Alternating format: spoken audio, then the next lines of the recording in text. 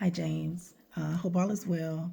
Want to come on and respond to your discussion post for this week.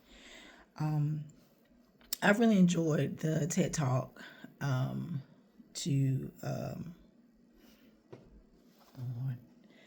I can't remember her name now, but she was talking about tired of talking about race.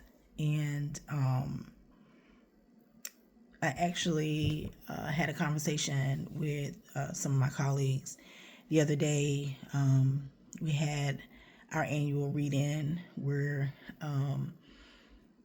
Head Start and preschool, elementary, high school students come from all over the state.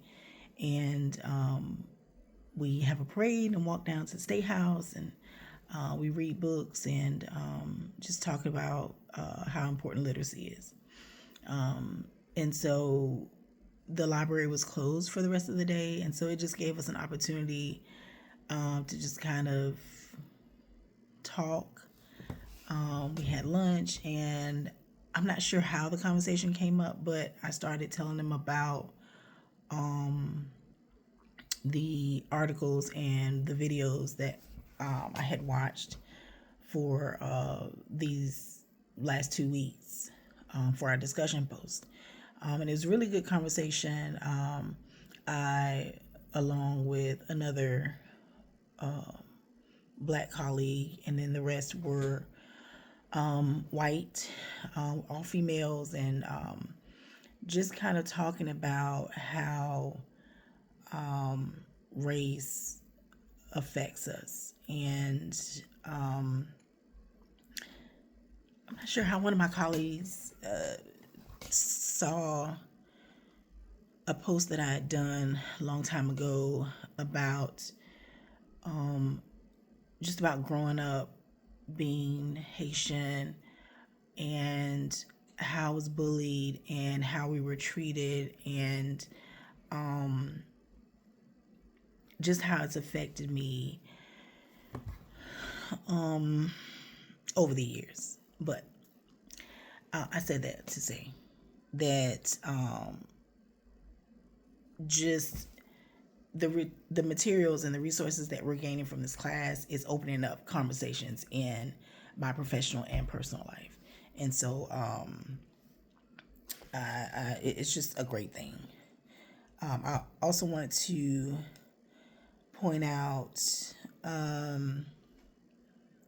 the lecture by Angel Truesdale was really great. Very emotional. I could feel her emotions as she spoke throughout the lecture, and just the work is just it's exhausting. It's labor intensive, and my hat and my heart goes out to those that are doing this work on a daily basis. So I liked your plans to have a plan when conversations and situations arise in the future. I like that. Just, I guess, having talking points in your head for when situations arise. And I like the personal experience that you used. And when you said it, I was like, what? I think it was a learning moment for you, a teachable moment.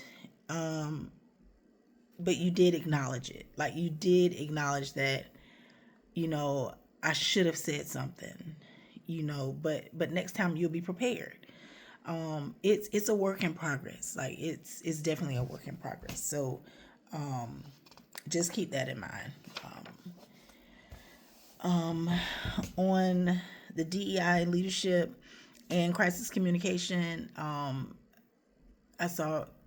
heard when you said you really didn't get the relationship between those two, but I think it's I wrote down a good crisis communication plan considers the diverse needs of the library's community. In times of crises, everybody runs to the library. Like the library is like the hub for, um, all of our hurricanes, like the ice storm.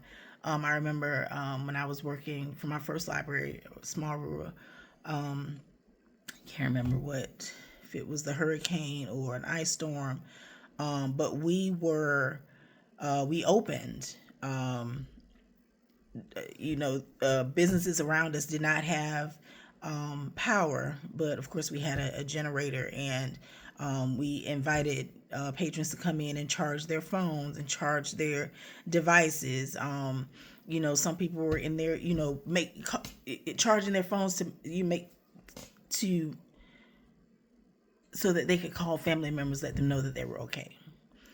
So I just think like just having a good crisis communication plan,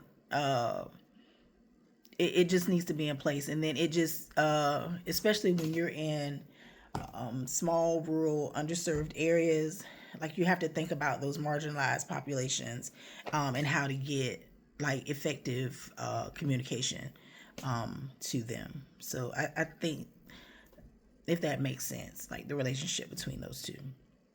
But yeah, I enjoyed your post, and I like your last statement about leading from the front lines.